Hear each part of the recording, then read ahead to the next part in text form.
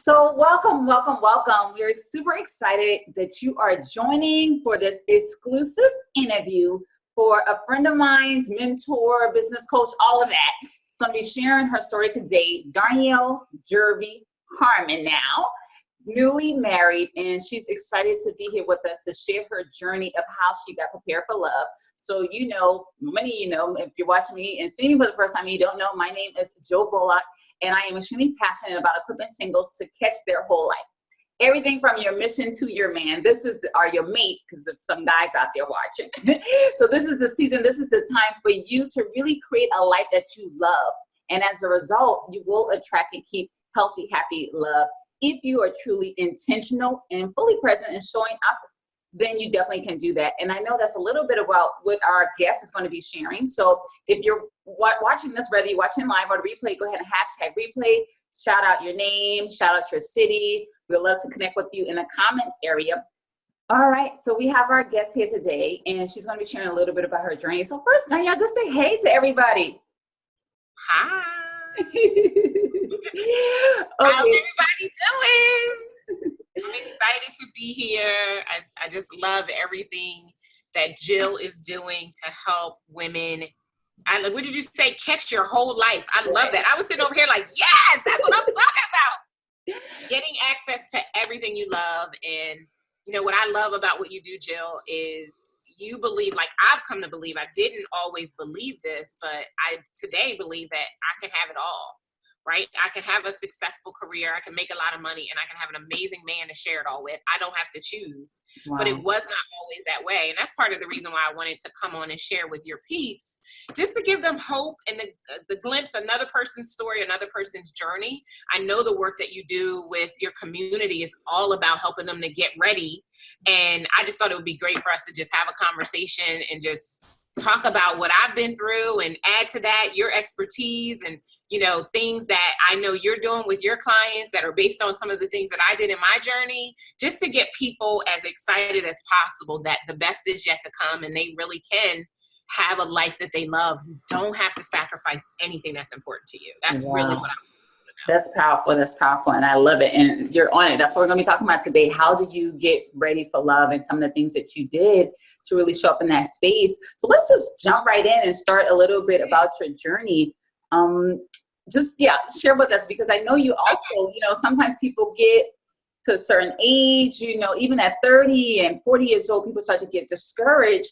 And I know you were around, over 40 when you got married. So I was a 41-year-old, almost 42-year-old bride. I got married 5 days before my 42nd birthday. So, but just to tell you guys a little bit about me and my journey. Like I said, the most important thing I want you to know right now is that it is not too late. And if you wait for the one he kept for you, it'll be perfect. So prior to even coming into the world that I'm in today, I had been engaged 3 times before this 4th and final engagement. The joke I used to always tell is I knew how to get a ring. I'm a business consultant, so I knew how to sell. I could sell myself and get that ring. But it was never right, and not necessarily just because of the inconsistencies in the men, but more importantly, the inconsistencies in me, right? So, but I wasn't good at relationships. So eventually I just put my head down and was like, I'm not going to do that. I'm going to do what I do well, which is business. And a really good friend of mine around the time I was 35 she admonished me, which I'm so grateful that she did, because had she not, I'd probably still have my head down. But she was just like, listen, you're an amazing woman. I know you're a wife. There's a man out there for you, but you got to get ready for him. Like, you're not doing what you need to do to get ready. And it was a novel thought to me. And I know you get this all the time as people come into your circle. I had not even thought about, what do you mean ready? I'm the best thing that ever was. I'm bringing all of this to the table. What are you talking about? And I realized through her admonishment, because she loved me so much, that I was acting as if my stuff didn't stink. And I needed to prove to, I think, myself, I needed to prove to God that I believed that I deserved it. Because I believe, for me, it was about thinking that it would just be easier to not. Like, something in me was broken, and therefore I didn't deserve to have that because I had all this other great stuff. And that was a lie. It was a lie from the pit of hell. It was the lie that I bought into, and I kept telling myself until I stopped telling myself that lie. So I think the first thing that I did, so after all of these failed engagements, and I can spare y'all the juicy details on them, they were not right. We never made it to the altar any of those times. And I was the common denominator. So here I am at 35, and I'm ready to take that really hard look at myself to see, am I even the one, right? I'm expecting this knight in shining armor to just show up and sweep me off my feet. But what am I bringing to him that makes me worthy of him? And it was a novel concept for me to be willing to get vulnerable and become transparent with myself. So I did a lot of stuff. So I read a book, and the book really was, for me, was about clearing the decks. If you've heard of, for all of the women out there who have been in previous relationships and maybe were, sexually active in those relationships, because I certainly had my share of promiscuity, and you get what they call soul ties. So I had all these soul ties with these men. I'm trying to choose my words carefully. I don't need y'all thinking that I was a garden tool. Right. The point is, so I had all these soul ties, and this book really helped me to kind of clear the decks and to release all of those men for their highest good, because they were no longer my highest good. And it allowed me to look at myself to see if I was really the one. Like, was I the one that I wanted somebody else to come and say, oh my gosh, I've been waiting for you my whole life. I was selfish, extremely selfish. I still have selfish tendencies. I was very spoiled. I lived a good life. I made great money. I had really nice things. And I don't think that I ever really thought about having somebody to share it all with. So that book for me was really, really important. And I know, Jill, you have a process that you take women through that helps them to do the same exact thing, which I'm going to tell you guys, like, you definitely want to get with Jill to do something like this, because trying to do it by myself was hard. I had a girlfriend, we went through it together, but neither of us were experts. Like, neither of us had done the work to be in the space to guide each other through it. And I know, had we had a coach like Jill, it probably would have been that much more impactful for us. And what I'm hearing you say, Darnyelle, I didn't mean to cut you off. Sorry about that. You were saying something about the detox and kind of just taking a moment to self-examine, to really get naked with yourself and transparent with yourself of the things that you've been through in your past and past relationships, and see how those are still playing into it, and take a minute to really detox. And that's exactly why I'm working on The Power of Letting Go, that book, to really show you how do you detox from the things of your past, whether it's, fear, past relationships, sometimes it could be anxieties, there's so many things, abuse, so many things, especially women and even men alike nowadays. It's kind of going on both sides of the aisle. We go through so much, let's just call it what it is, trauma in our early childhood or sometime in our upbringing. And a lot of times we never really confront those things. We never really address those things head on. We just kind of put a Band-Aid on it and keep it moving, keep living, trying to, just act as if it never happened in some cases, and not really taking the time to address and heal. So you're absolutely right. I'm probably, depending on when you're watching this, it's probably already out, because right now, at the time this is being recorded, it's about 2 weeks from being fully written and then going to publish next month. And in addition to that, that's why when you get to the Ready for Love program, I talk about the first step we go through in that 7-week program is saying, okay, hold on, let's just detox and see what are some of the things that you've been through. Let's expose, let's just open you up, really, in a metaphoric way, of course, and taking a look at some of those things so we can go through those steps to go through that healing process, and really just put a mirror up and help, like she's saying, do the self-reflection, but also having somebody else to help provide that feedback to really walk you through those processes and steps. Yeah, and you want to do it. Like, it's so important that you do it, because if not, you're going to bring all of that into your relationship, and you're going to be expecting this man, if you're a woman, or this woman, if you're a man, to take possession of things that have absolutely nothing to do for them. So it was an amazing process to go through. So I'm just going to, one more time, just say, move in Jill's direction to get help if you really want to be ready for love and to make the space for love. Outside of that book, the other things I did, Jill, were all physical, if you will. And they were really about, for me, giving God something to bless. That's one of my mantras. That's my play on faith without works is dead, is we got to give God something to bless. So it's one thing to say, yeah, God, send me a husband. And it's something else to demonstrate that you are ready to receive a husband. And so for me, as a single, successful woman, I can go out and buy anything I want for myself at any point in time. So I don't technically need a man materialistically, but of course I need a man for the covering and everything that he brings to the table for me. I wanted to, in a really, really big, significant way, demonstrate to God that I was ready. So the first thing that I did was I cleaned house. I literally cleaned my house. So I had a 2-car garage. I emptied one of the garages so that if this man, whomever this man was going to be, if he had a car and he needed a place to park his car, then gosh darn it, he could park the car in the garage. Inside the house, in the master bedroom, I cleaned one of the dressers. I cleaned out the closet in the master bedroom because I had already turned one of the bedrooms into my closet, but I had my overflow clothes in the closet in the master bedroom. I know about it. Yeah, right? You can give it back once he gets there, but you need to make room. Exactly. So I cleaned all of that out. I cleaned out one dresser, one nightstand in the master bath. I cleaned out one sink and underneath the sink. Now, I didn't know if we would actually live in my house, right? It was just an exercise to demonstrate to God my faithfulness and my belief that I was going to be ready. Should this man show up at the door with his bags, there would be a place for him to go. And that was like, I heard that's called like prophecy, symbolic prophecy. Have you heard that? Mm-hmm. Yeah. So like you're actually definitely in terms of taking the action and making that room. And oh my God, I love that.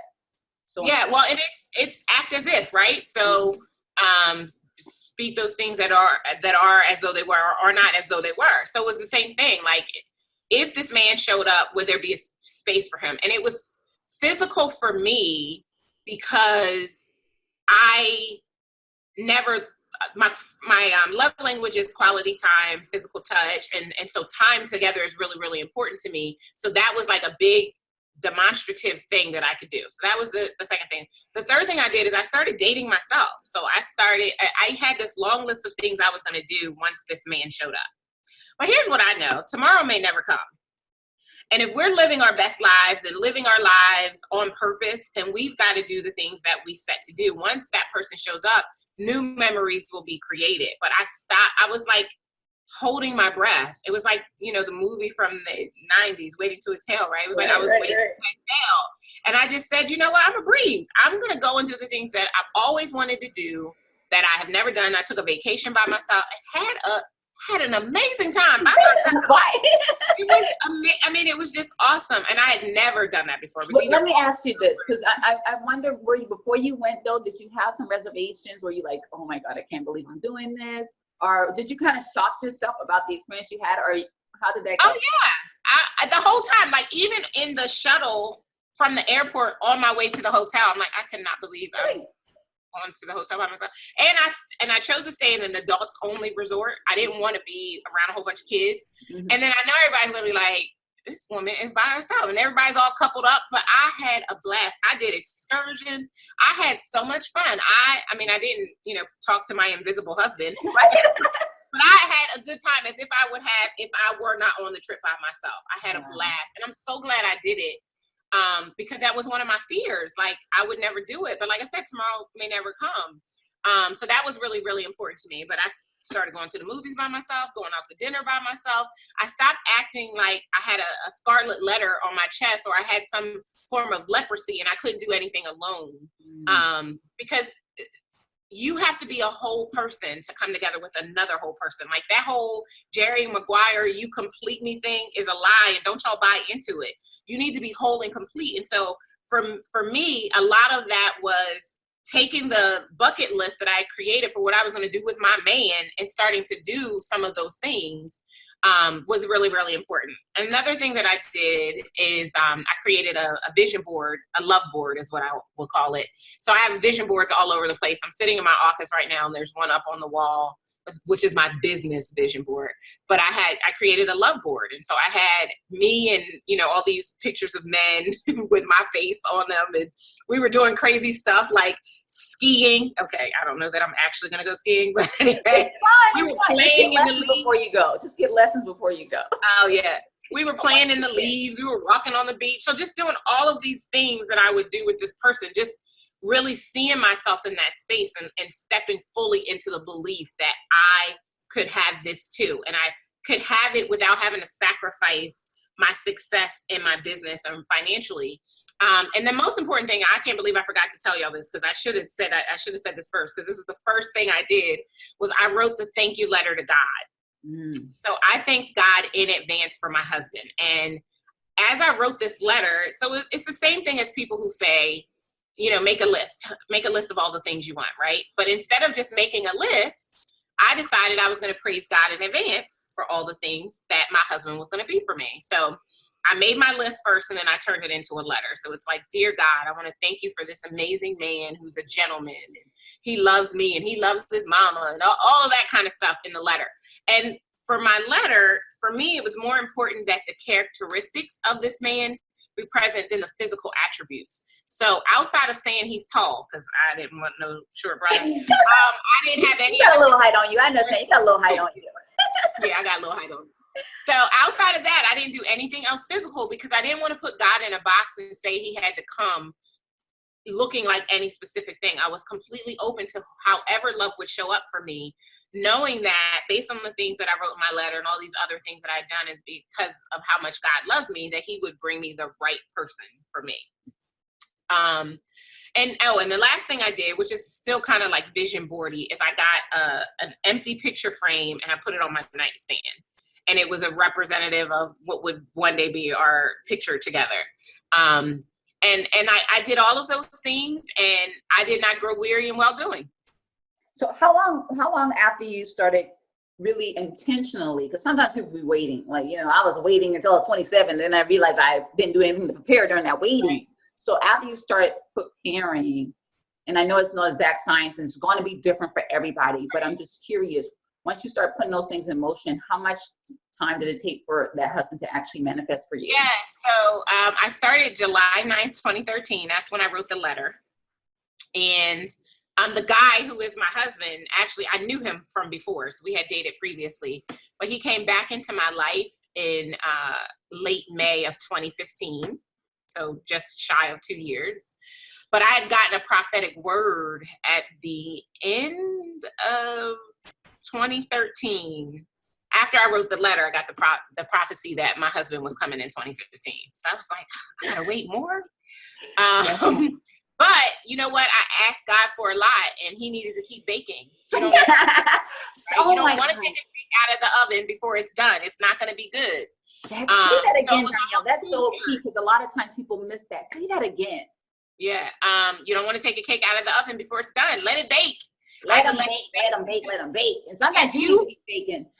Absolutely. I was just about to say that. Like, and if you're in Jill's community, then I know a few things about you. First of all, I know that you are a professional woman who has it going on and has herself together.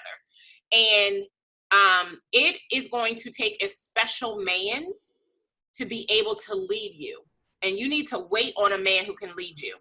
Because being led is so important, not only because of the spiritual covering that it is, but to feel that protection and to feel safe to be able to be vulnerable. Because as strong, confident, professional, powerful women, we don't let our guards down for just anybody. And you can't show up in that hard energy in your relationship and expect that man to stay. You're going to have to, I think the way I heard it said best was, you know, powerful women are hard and blue, but we have to become soft and pink. So you're going to have to let your pink shine through in order for him to understand the role that he can play in his life. And every man, most men, real men will understand that provision is not just financial. So he can provide for you in other ways, but you have to be able to relinquish your prowess energy to open up a space for him to feel comfortable. Because nobody's going to be in a space where they don't feel comfortable, right? And it took me time. So that, although I was like, gosh, I can't believe I still have to wait. I needed that time to really harness my soft and blue, my soft and pink, because my go-to is hard and blue because I run my company, right? But what I also realized is while I ran my company, I didn't want to run my relationship. So let's talk to that. How did you turn it off? Like, oh my gosh, you are the boss of a multi-million-dollar business. So how did you turn off that hat to say CEO Darnyelle to now wife? and so he didn't. So it's funny. Like, we were probably together for a year before I really started talking to him about my business. Like, he knew I had a business, but I didn't talk about it. He would always ask me questions and I would change the subject because I know that my energy shifts, right? And so I kind of ease him into it. And today he works with me in the business. Nice. He has amazing skill sets. And I was like, well, you don't like your job? I can use that. So bring it on over here. And it's really nice because we really get to be purpose partners, which is really, really powerful. And that's a whole another animal. It's not for the faint of heart because you're together 24/7. You don't get the break that the average couple gets.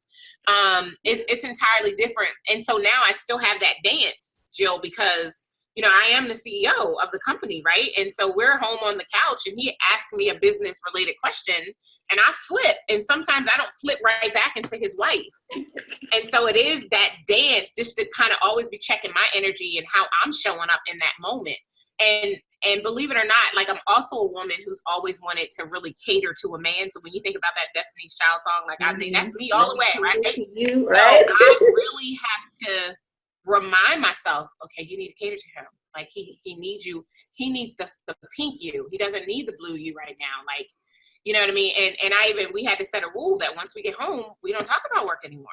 Like, it's become really, really important that we balance it out. But it was a lot of work to really make sure that the way that I'm coming across was one that would be welcoming to him, right? I wanted to make sure that he could see himself with me in every possible way. Like, when we first got together and when we were starting to talk about getting married, our initial intention was to live in my home. And he said to me kind of casually once, he was just like, I don't really see myself here. And because it was all me and Latte. Latte's my dog. And we fully lived in our house. Like, there was not one room that was unlived. I took it to heart. And I didn't, it didn't upset me or anything like that, but it took it to heart that we need to create our own place. So we, set out to build our own home, and we're building our own home. We're almost done. Praise the Lord. Exciting. Into our house. But because it was important for me that he be able to see himself there, especially because, and maybe I'm compensating a little bit more because I am a stronger woman and I, do generate a lot of revenue and all of that good stuff. But it's important to me that he always feel like he's my man. Like, he always feels like he can protect me and that he can provide for me. And so being able to have those conversations and make sure that he feels good about it is really, really important to me. Wow, that's awesome. I love it. And you said so many powerful things, from purpose partners, or what I like to call destiny partners, and walking in that space and learning how to shift the energy to make sure you're holding a space that you're not, let him do his thing. And, oh my God, great stuff. So I hope you guys have been chiming on the notes section and leaving your comments about your big takeaways. I want to kind of recap some of the things you shared. And if you have anything else, I'll have you share that. And if I come up with any other questions, I feel like I had one other thing I wanted to ask you, but I forgot for a moment. So you come back. But let's just review, because you dropped so many bombs today. One thing you said was you took the moment to write a thank you note to God, to say, hey, Lord, I thank you for the person that you're bringing forth to me. And what I'm going to say is that takes a lot of faith. It takes faith to operate in that space, to say, Lord, even though I don't see it, I don't got no boyfriend, nobody calling me, nobody's approaching me, but I just believe you at your word. I believe you're going to do exactly what you say you're going to do and stand in that space. And I just want to point out, she waited for 4 years. That may not be your story. That may not be the truth. Yours may be 6 months. Yours may be 6 years. Like she said, tomorrow's not promised, but you got to start kind of just being and acting right now. And that's one thing I'm going to speak on that too.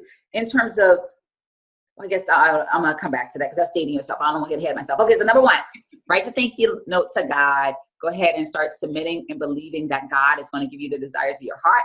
I always say that's twofold, meaning that The desires are already there. He's going to fulfill, and he's going to constantly be replenishing you with new desires on your heart.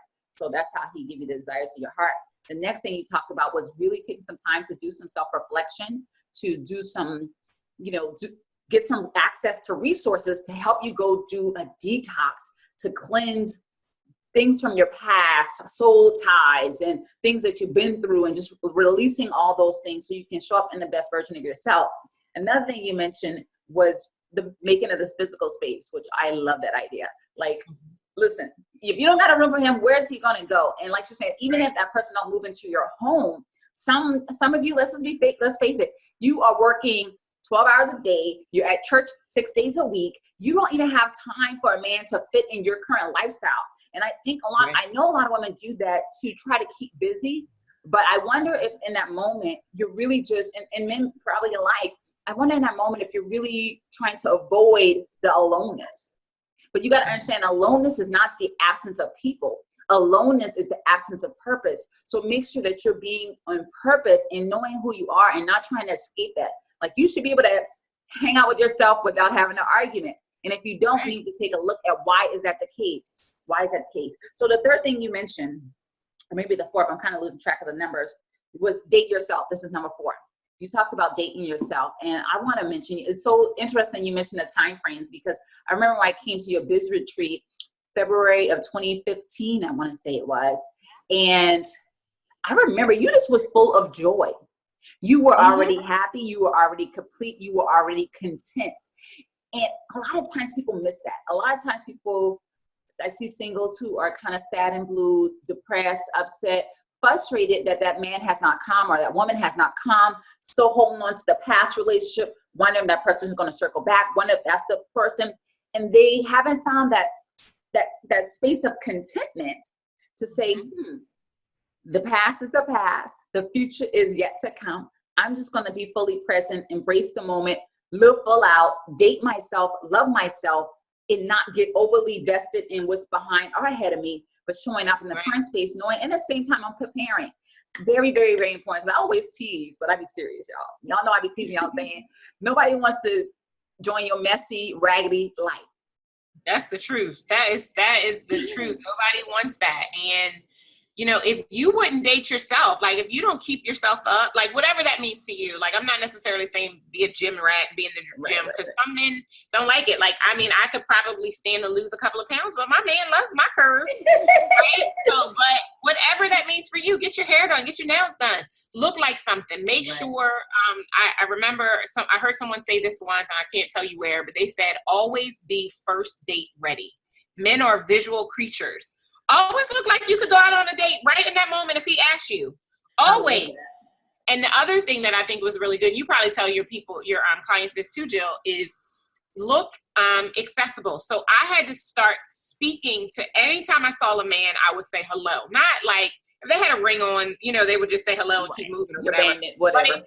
But it was a symbol of I'm open and you can come and talk to me, because powerful women, we don't look approachable. We look like, we don't want to be bothered with you. And, there could be a perfectly good man at Home Depot when you're going in there to get some light bulbs. With tight face. And your face is tight and you're not. So that was important too, as a part of that dating myself and just being open and accessible, just saying hello and always looking first date ready, because men are visual creatures. Absolutely. And, on to that point, a lot of people aren't really cognizant of the resting position of their face. And I used to get this a lot. People used to come to me at the gas station. Why are you mad? Why are you mad? I'm like, mad. I'm thinking, I'm analyzing. I'm not mad. But you have to learn to be a little more conscious and not just always be in thought, especially if you're an analytical person or if you're just busy or whatever, and just allow yourself to be caught up in your head. But when you see people, that's a person, a human being. Could you at least say, give a little smile or what have you? Again, what I'll say this too. Let me say this. If you don't want that person, if you don't want that person's attention, don't smile. Because it is an invitation. It's a welcoming. You welcome people into your space. And so, and I now, before I got married, I used to get tight face too much, too serious. And then I started loosening up. And still now, as a married woman, I have to kind of draw back and remember not to do that, because people encounter me, I'm like, okay, I just said hello, and now this person is like engaging in the conversation, trying to get at me. Bandit, Right. beep, beep, beep, you know. But so it can work both ways. So if you're definitely single, that's one thing you guys can start doing today. But don't do that if you're not even ready to be in a relationship. I'm just saying. Right. Make sure you're prepared. Go through the steps. Go through the detox. Whether it's the power letting go or the regular program or whatever that is, something. I want to encourage you to commit to something, and that's going to be my takeaway for you guys too. What is going to be that next thing that you're going to do to prepare yourself? The things that we talked about, it could be any of the one things. I mean, we can say, I'm going to try the same process. I'm going to do something to detox. I'm going to take the time to write that letter. I'm going to ask God to increase my faith, all these things to move closer. So the last thing that you mentioned was your love board, and just having that vision. And I love how all this is so faith-based though. And I know you have a godly marriage because even before, you know, the man came, your life was God-centered, and the way you went through your process was God-centered. So it would only make sense that God will present you with a godly man that continued to lead you closer to him, you know. And so this love board, most people call it vision board, but specifically around love, you know, which is what Habakkuk 2:4 talks about, write the vision and make it plain, because you want to see it, and you know, before it actually manifests in your life, you kind of have to see yourself in that space. So many and we have to see it before we can actually allow ourselves to believe that it's possible for us. If there is no visual representation, then we are not. Because although we are supposed to operate in faith, we are a faithless generation, and we cannot speak those things that are not as though they were if we don't believe, because we've seen it with our own eyes, that it's possible for us. So everything is faith. I mean, you know, you can't, in my opinion anyway, you can't do anything absent from relationship with God. Like the spiritualness of your life has to be everything. Like even in business, I teach my clients, businesses with a spiritual foundation go farther faster. So if you want to go farther faster, we gotta get your spiritual foundation tight. Like it is that important, because 95% of your success is mindset. And if you're struggling in relationship with God, the creator of this abundant universe that we all get to move and have our being in, then you are going to struggle with everything. And so it is really, really important. And I'm glad that you dialed back those things, because I just do them so naturally now. Like I don't even think about it. I'm like, oh yeah, I guess that was faith, huh? I guess it was true. I was just like, I always knew I was a wife. Like, although I didn't have the manifestation of it, I always knew I was a wife. And I would tell guys, like even my husband, who's my husband now, when I first dated him the first time, I was like, listen, I'm not a girlfriend for a long period of time. I'm a wife. It probably came on a little bit too strong, which is why he went away for 5 years. But that's either here or there. He had to go big. He wasn't ready. Right, exactly. He wasn't ready yet. But he's ready now, and that's really all that matters. And it was, although the wait was hard at times, there were nights I cried myself to sleep. I'm not going to sit up here and lead you guys to believe that I woke up this way. I did not. Many a crying night. Many a lonely occasion. I mean, yeah, you can call your mom and say, oh, mom, I just won this award. Or, oh, mom, I just did this. I just crossed the million. Blah, blah, blah. It's not the same as having a boo to share that with. I'm not going to lie to you. It was not easy, but God was always faithful. And I knew I refused to allow what I see to hinder what I believe to be true for me. And I just continued to walk that thing out, like, you know, doing it. You got to keep doing it. You can't stop. Right? One of my favorite scriptures is 1 Corinthians 15:58. Be ye steadfast, unmovable, always abounding, for as much as you know that your labor is not in vain in the Lord. Wow. Keep moving. Keep moving. And that's what I did. I just kept moving. Kept it going, kept moving. And I just knew that it would, if I didn't faint, I would yield a harvest, right? Which is that scripture, which I'm jacking it all up, right? But if I fainted not, I would get what I wanted. And so I was like, I'm just going to keep doing what I know to do. I'm going to keep living. I'm going to keep making myself a better person, so that when he shows up, you know, he is excited that he gets to share his life with me. The song we danced to at our wedding, it's popular on the radio now, but when we danced to it, like, a lot of people didn't know it, but it's Darnyelle Caesar, Get You. And he says in that song, who would have thought I'd get you? That's what I wanted for him to be able to say. And same thing to me, like, who would have thought I would get him? I love because it. You know, it is really all of that work that each of us did on our own before we came together. And you said a key thing. You said that you were a wife before. I mean, you already knew that. And that's a key thing, that as a woman, you should already be a wife before he finds you. Like, he finds a wife. He don't marry you and then you become a wife. You're a wife in that process because you've already been doing everything. And I would like to tell singles, you're already married, but you're without your spouse. And when at God's appointed time, he's going to send that spouse. But I'll tell you, he's not going to send you something that you're not ready for. And what I want to say right now, one day, maybe like a month ago, I said for the first time, I said, oh my God, my marriage is the first healthy relationship I've ever been in. So if you're wondering if you're ready for love, or if you need to go through a detox, or you're just really not sure, I want you to take the examination of your past relationships. Do you come from a history of unhealthy relationships? Seem like things weren't working out, fussing, fighting, very emotional, maybe like codependent, very needy on both sides or one side or the other. All those are indications that there's some detoxing that needs to happen. There's some releasing that needs to happen so you can really show up full-fledged and on the ball so you can get all the stuff in. So before we wrap up, Darnyelle, I would be remiss if I did not say, because I know there's maybe, and I know you have a thriving business, but they may be people that want to connect with you, whether that's following you with your business or just, I know a lot lately you've been talking more about your journey of, okay, how do I be an entrepreneur and be a wife? And now I'm dual-ship, I'm dual-hatted, well, probably at least those two main roles, because I'm sure you got 100 others. But, in those two main frames, you share a little bit of your journey and truth, and you share a lot about people who are entrepreneurs or beginning their journey that really wants to take it to the next level. And I know your clients, a lot of your clients have been extremely successful. Many have been producing six-figure businesses and the like. So if people want to connect with you or follow you, learn more about you, how can they do that? Yeah, so you can find me online. I'm still probably all of my handles are Darnyelle Jersey. We haven't switched them over because, it's a branding process, right? And we're going through a rebrand, a marriage rebrand, as we're calling it. But my website is incredible1enterprises.com. The one is spelled out, or look for Darnyelle Jersey. You'll find me. You'll see Harmon once you get there, but the way you get to me is still Darnyelle Jersey right now. You're Google-licious.